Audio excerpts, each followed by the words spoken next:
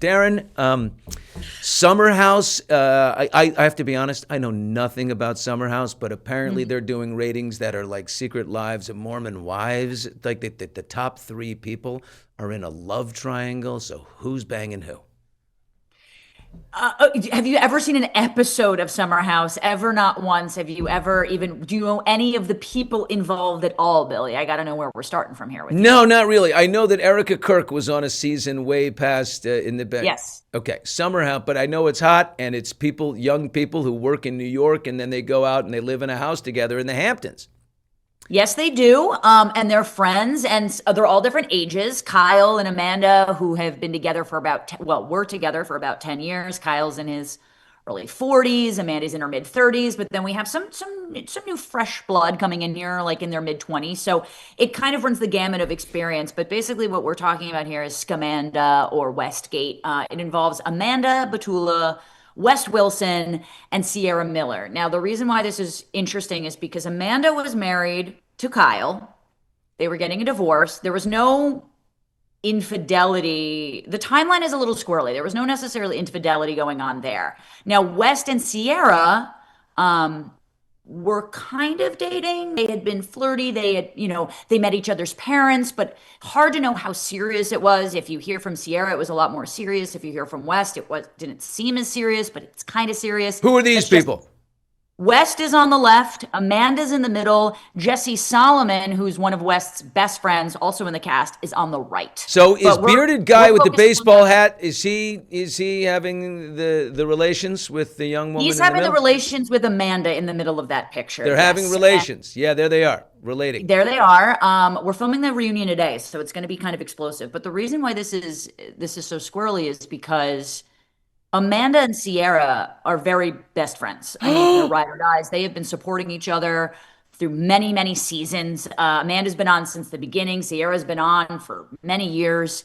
And Sierra's always kind of getting, first off, she's gorgeous. She's so smart. She's funny. She's getting overlooked by West. And everyone in the audience is like, you could do better than West. You could do better than West. Yeah. But West just doesn't see her. And I think it's, there's an allure there. And they weren't together. They were kind of hooking up. But in February, Dumois started reporting rumors that Amanda and West were actually hooking up. Oh, and so that's Dumois. sort of the betrayal. Yeah, Dumois was on. Dumois gets into these things. They were boots on the ground. I mean, that's the thing. The brilliant thing about Dumois. I mean, the thing with social media. Sorry, I gotta jump in. That was really good, Daryn. Boots on the ground. There he is. Dude. Boots on the ground here in the war of Summer House. This is what's interesting, is because you kind of have everybody. You have an army of people who are trying to catch these people in the act. So you can't go out in New York City without being caught by some people on a phone or whatever. I mean, people are going to catch you. This also started allegedly. I haven't seen the video, but someone, I think, was living across the street from West Wilson's apartment. Oh. The curtain was open, saw Amanda and West hooking up, took a picture of this, sent it to Sierra, DM'd Sierra about this, which sort of caused this entire explosion. But basically the audience, the fans, everyone's pro Sierra, of course. She's the real victim here, if we're gonna put it in those terms. She's just got on Dancing with the Stars, so she's exploding. She was on the cover of Glamour magazine. She's the girl's girl, and everyone's kind of hating West and Amanda right now. And certainly Amanda's getting the brunt of it, I think, more than West. But that's typical, unfortunately, in social media, where women kind of get the brunt and not the man. I think so. It always seems to be the case. Look at this Patriots coach, Mike Vrabel, and the reporter Diana Rossini. I mean, she had to step aside. She says now he gets to do his little, I'm going to a place, and because the Patriots are winning and they were in the Super Bowl, he's not going anywhere. Let's be honest. Nothing's happening to him. They're doing a little semantic thing where he's taking a moment, but he will be right back coaching that football team. And I hope this woman gets to work again, because it's definitely, I see a gender divide there, and I'm calling it out, and I don't like it. And I think, at least, let her go back and work. Now, there's a great, it sounds to me like the devil has nothing on a Summer House producer. these people saw all this shit happening, and they said, they licking their chops, and they said, Yeah, they were definitely salivating for it. I mean, the fans are usually women, and so women tend to be worse to women, unfortunately. And so I think that's one of the reasons that Amanda's getting a lot of the brunt of this. I mean, even Kyle, they're not fully divorced, but I'm going to say ex-husband just for semantics here. Even was like, West is gaining 30, 50,000 followers and Amanda's getting hate mail and people wanting her to die. I mean, it just doesn't really make a lot of sense. I think people feel betrayed because Amanda and Sierra were the girls, and it feels like Amanda crossed girl code. I'm not saying she didn't, but to get hate mail for this just feels, a little extreme, considering what we've seen on Bravo, considering what we've seen on reality TV of people hooking up with people's brother and sisters relationships and cheating and affairs and marriage.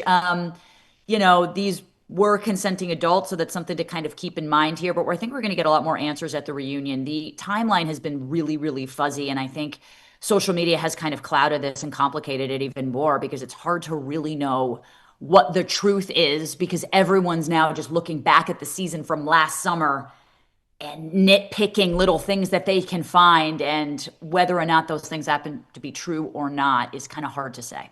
Oh my God. I gotta say, do you think there's a quiet competition amongst these shows like Secret Lives and the Beverly Hills Housewives? And are they all meeting with each other like, we gotta step it up? Did you see what Summer House just did? Did you see the shit that they got rolling right now? We need to do some I don't know weird, if there's a regrettable shit happening. now.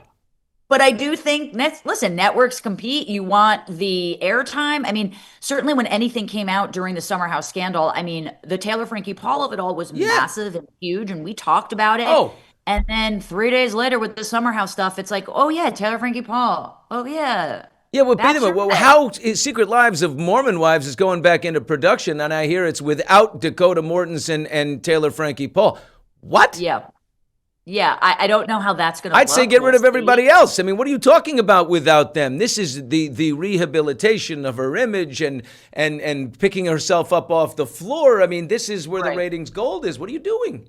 She also got the bad brunt of that too. I mean, I think in terms of all this, and he was really trying to ruin her. The problem with Secret Lives of Mormon Wives, it was based on a mom talk TikTok group. So you want the original people in that. If you don't have that, then the whole concept kind of goes by the wayside, which is interesting because Hulu just announced. This is Atlanta without Nene.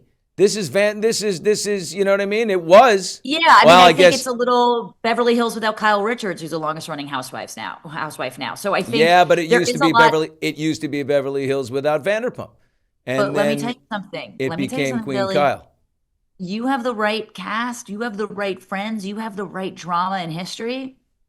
People will forget and people will watch something that's compelling and really good. So if you cast something well that has authenticity, that has actual relationships together, the reason why Mormon Wives worked is because they were all friends. The reason Vanderpump worked is because they all actually worked at that restaurant. So, even Housewives, this is why it works, because they're all friends and they all have history. If you get that, that's gold. People want to watch that. And I don't think, do these Summer House regulars, I mean, they don't have real jobs, right? I mean, they're not actually working in New York and then summering out there. They're all influencers, right? I mean, come on. Well, Kyle, who's Amanda's ex-husband, he is an entrepreneur. He owns a beverage company called Loverboy. He's been an entrepreneur for a long time.